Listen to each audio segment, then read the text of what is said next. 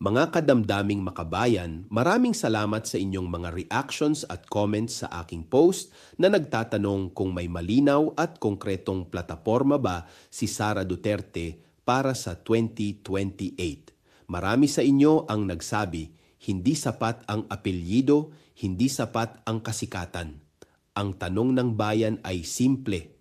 Ano ang malinaw na plano sa ekonomiya, trabaho, presyo ng bilihin at soberanya ng bansa?